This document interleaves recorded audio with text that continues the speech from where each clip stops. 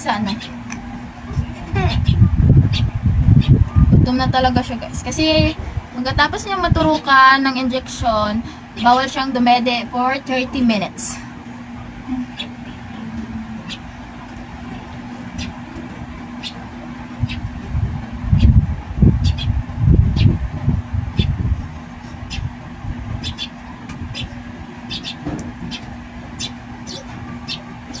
He's not feeling well for today's video natin guys.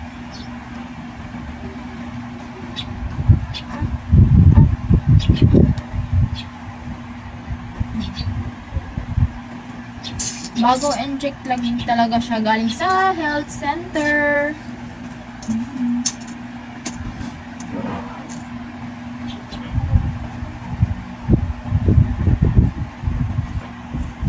Sobrang gutom na talaga si baby kasi 30 minutes bago siya padedeen.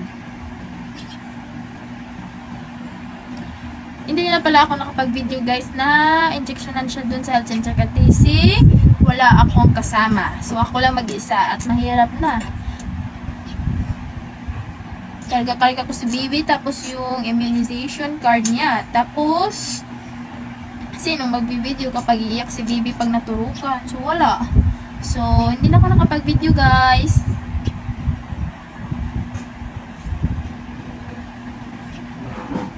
Kawawa na naman ulit yung baby namin.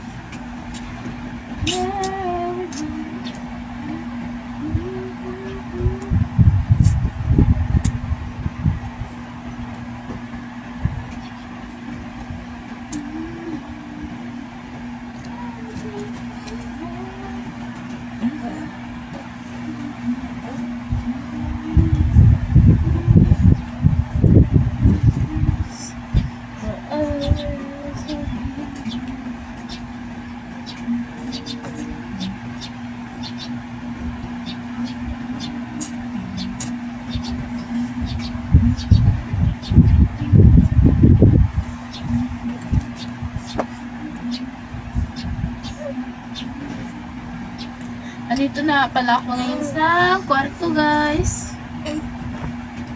Kasi maingay talaga sa ibaba. Dun sa tindahan, maingay kasi andun yung dalawa kong alagain. Yung isa kong pamangkin tapos yung isa kong panganay na. Laging nagsisigawan guys. So ayaw ko dun eh. Gusto ko tahimik lang yung vlog ko.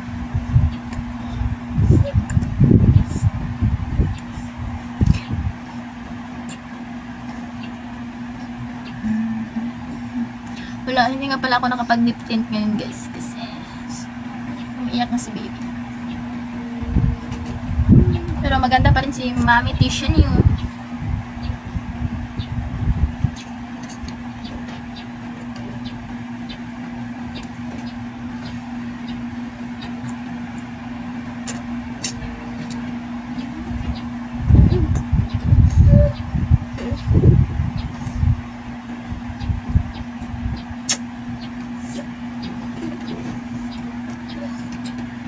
Ito pala yung higaan namin guys. Tatlo kami dito sa isang kama.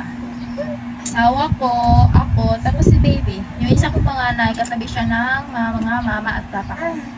Kasi hindi kami magkasya dito eh. Maliit lang yung higaan namin.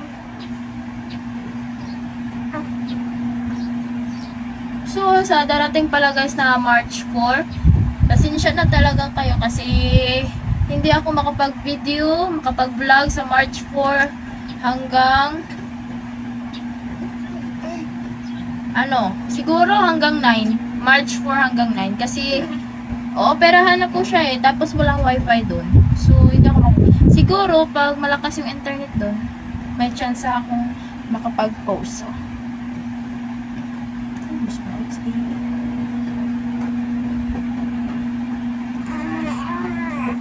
hindi talaga ako makapag-vlog doon siguro guys. Kasi, pagkatapos maoperahan ni baby, hindi mo na siya dito